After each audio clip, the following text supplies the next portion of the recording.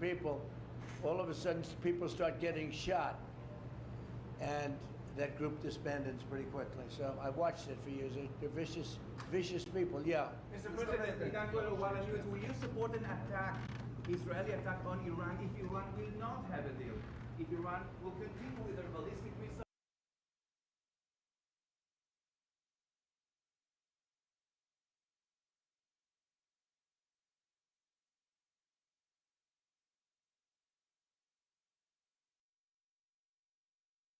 For the next few weeks.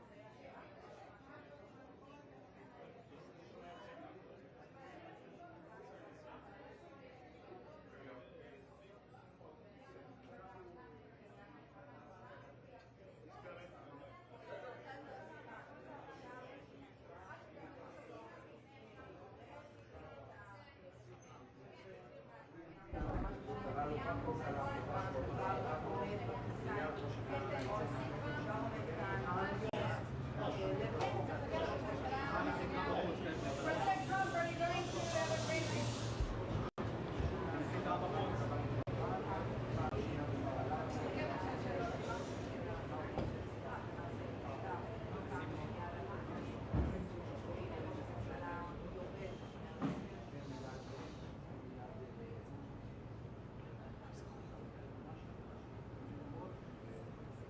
אתם רואים אמא? תגידו לי אם אני בטוח שאני אדבר תוך כדי. תדבר את זה אני חושב.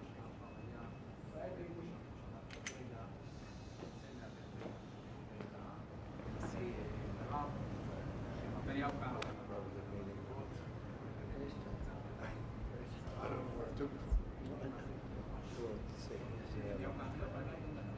Does anybody recognize this man? Not too many people. They've been very fair, actually, for the last 3 days. President Trump, are you going to have a green light for another attack in Iran?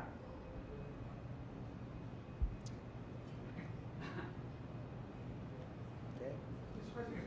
Go ahead. Mr. President, how quickly should the folks move to phase 2 of the peace plan for CASHAPP? As quickly as we can, but there has to be a disarmament. You know that we have to disarm with Hamas.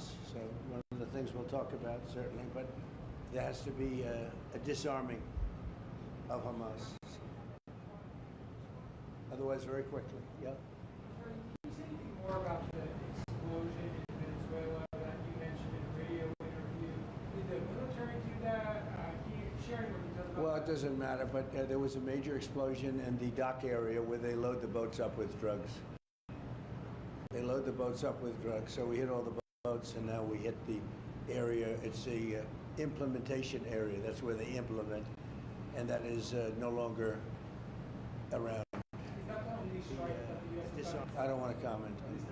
President Trump, Ron Janet left news. yesterday there was an explosion overnight, and the Russians say that Ukraine tried to hit the residence of President Putin.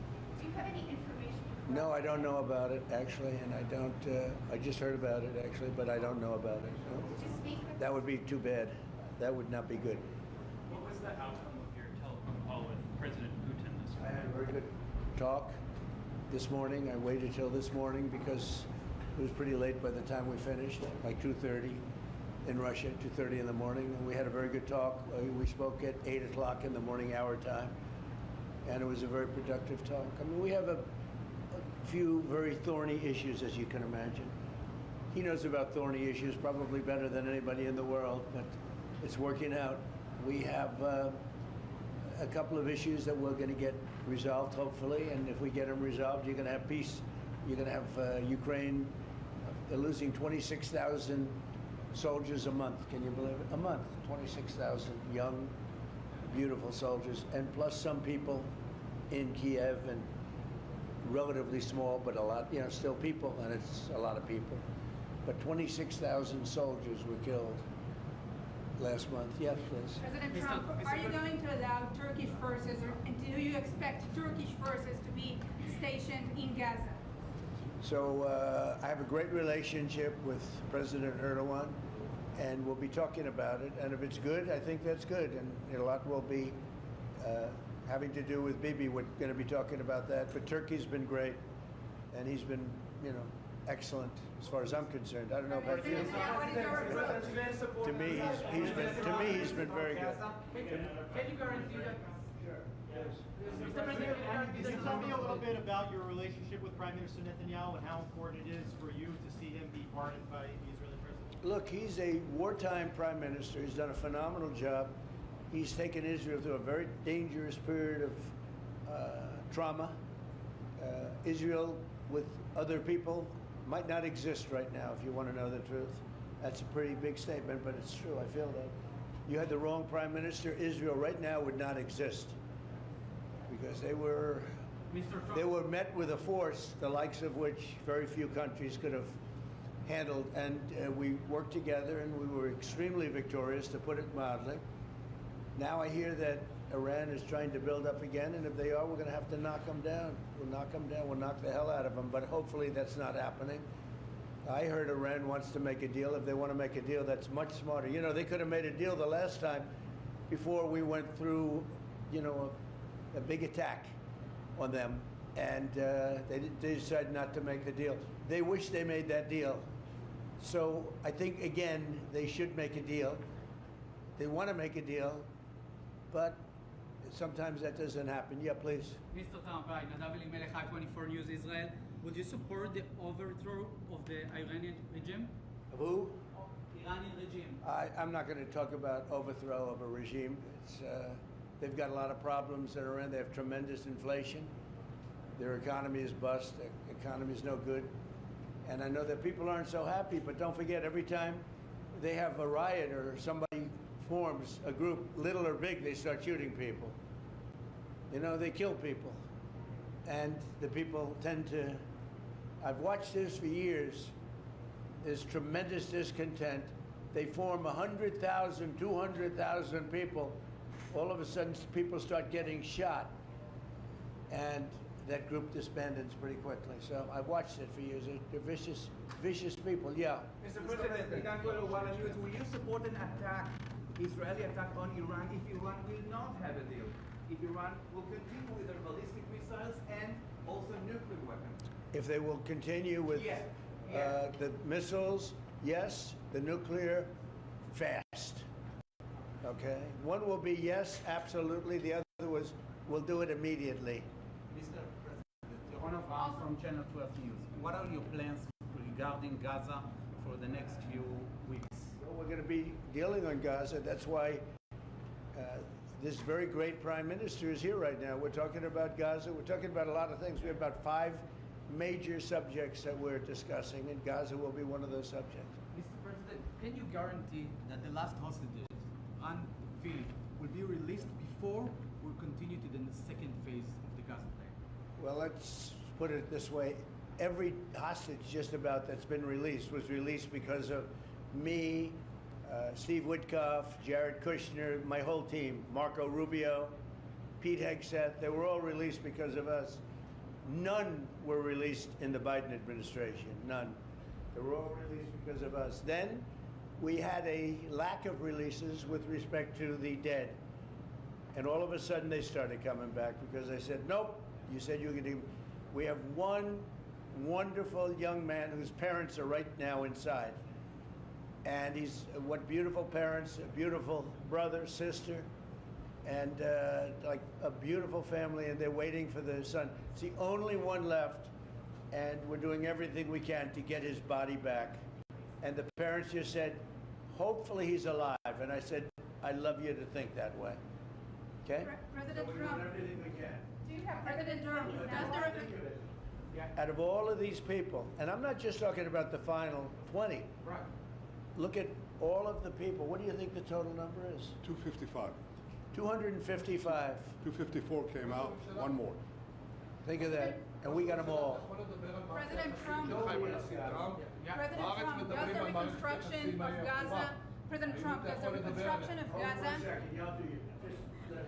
does the reconstruction of Gaza will begin even before Hamas is disarmed? I think it's going to begin pretty soon, yeah. Before Hamas is He's disarmed? looking forward to it, so am I. Look, what a mess. What a mess it is. And it's been a mess for centuries, really. It's been a mess for a long time.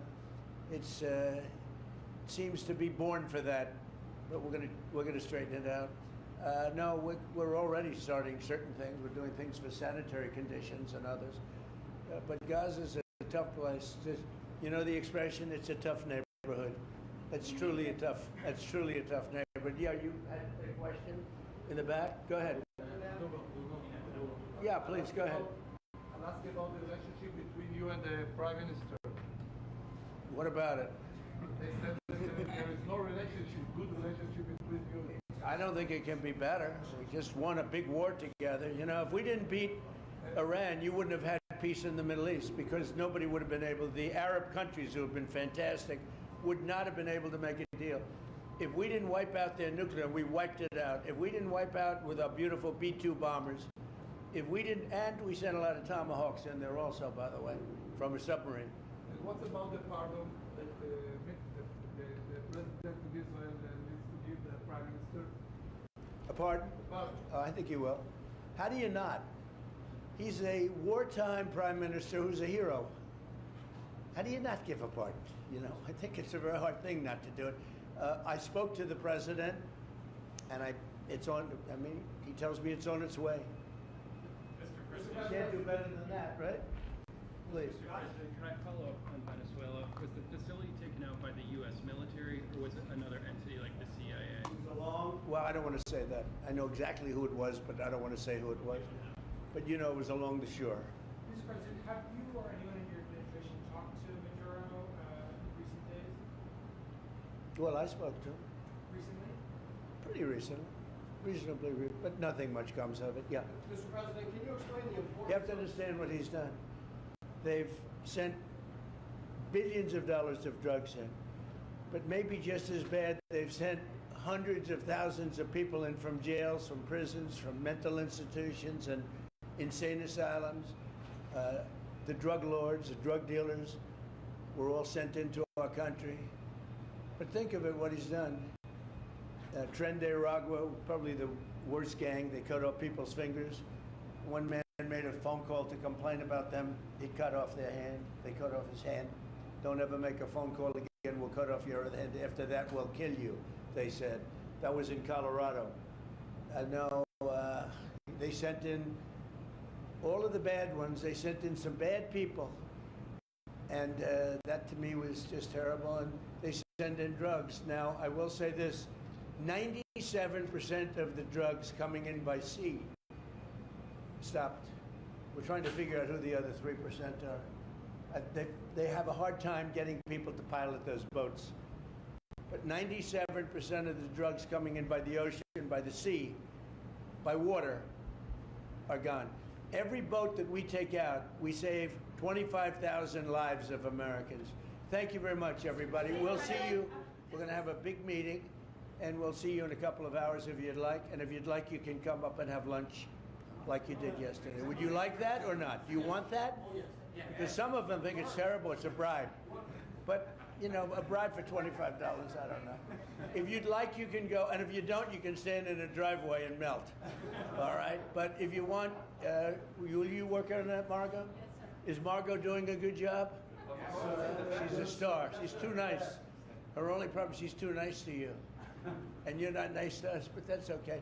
Margot, take them up and have a beautiful lunch, and we'll see you later. Are you worried that the strike, the alleged strike on Putin's residence could scuttle the peace? Yeah, I don't like it. It's not good. I heard about it this morning. You know who told me about it? President Putin told me about it. Early in the morning, he said he was attacked. It's no good. It's no good. Don't forget, you know, the tomahawks. I stopped the tomahawks. I didn't want that. Because we're talking about, you know, it's a delicate period of time. This is not the right time. It's one thing to be offensive, because they were offensive. It's another thing to attack his house. It's not the right time to do any of that, and can't do it. And I learned about it from President Putin today. I was very angry about it. Please. What? Well, it came out. Well, we'll find out. I mean, you're saying maybe the attack didn't take place. It's possible too, I guess. But President Putin told me this morning it did. One question, Mr. President. Can you expound on the importance of a strong relationship with the state of Israel? And Mr. Prime Minister, you called President Trump the strongest friend for the state of Israel. You worked with numerous administrations, numerous presidents. Can you expound on that? What makes President Trump such a strong friend for the state of Israel? Why don't you go first? I'll say it again and again and again. We've never had a friend like President Trump in the White House. It's not even close. And I think you can judge that by not merely by the frequency of our meetings, but by the content and the intensity. I think Israel is very blessed to have President Trump leading the United States, and I'll say leading the free world at this time. I think it's not merely Israel's great fortune, I think it's the world's great fortune. Well, I just want to say that it's very important who the Prime Minister and President of Israel is. We have a great relationship. It was an honor to speak before your leaders. That was a great honor for me. I think it has not happened before, or something they told me. But the relationship's been extraordinary, and Bibi's a strong man. He can be very difficult on occasion, but you need a strong man. If you had a weak man, you wouldn't have Israel right now. Israel would have been, you know, Israel with most other leaders would not exist today. They would not exist. And now they're stronger than ever. Yeah, please. Are you going to ask Netanyahu to sign this agreement with Syria? Well, I hope he's going to get along with Syria, because the new president of Syria is working very hard to do a good job. He really is. I know he's a tough cookie, and he's, you know, you're not going to get a choir boy to lead Syria. That's the one thing I would say. So I hope they're going to get along, because, you know, I dropped the sanctions on Syria because otherwise they wouldn't have had a chance. We want to see Syria survive. So we're going to be talking about Syria too. Okay. Thank you very much, everybody. Have a good time. Go have a good lunch. Prime Minister Netanyahu, Thank there's you. a lot of facts regarding. You know, after you hear these things, I think better to quit now. Thank you. Thank you.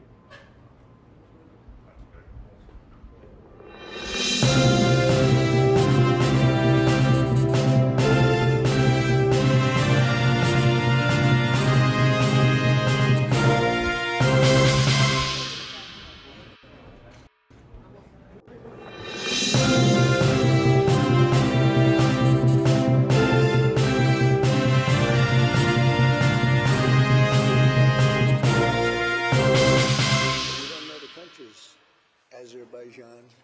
Yeah. Right? You got that right. No, it's good. It's good when you can say it. It takes a couple of days to They're get actually that good people. one. Yeah, great. No, but that war was going on for 35 years. Nobody even knew it. And Putin actually said to me, I cannot believe you settled that war, because I've been trying for 10 years. And I settled it in one day. But to both of them. I said, we're going to cut you off. No more trade. I said, we're going to put 200% tariffs on it. The next day they called. We Got their attention. 35 years of fighting, and they stopped. Do I get credit for it? No. They gave them. no, I I think you did did 8 that. of them. India. How about India and Pakistan? And then, so I did 8 of them, and then I'll tell you the rest of it. How are you doing? Okay. You gonna all be outside, the beautiful sun? Good. Enjoy your lunch. It's a very good group. We made a lot of progress already. We had about a 5-minute meeting, and we've already settled about 3 of the difficulties. So, thank you very much for being here. Thank you, press. Thank you, press. Thank you, press. Thank you, press. Thank you. Thank you, press. Thank you very much, everybody.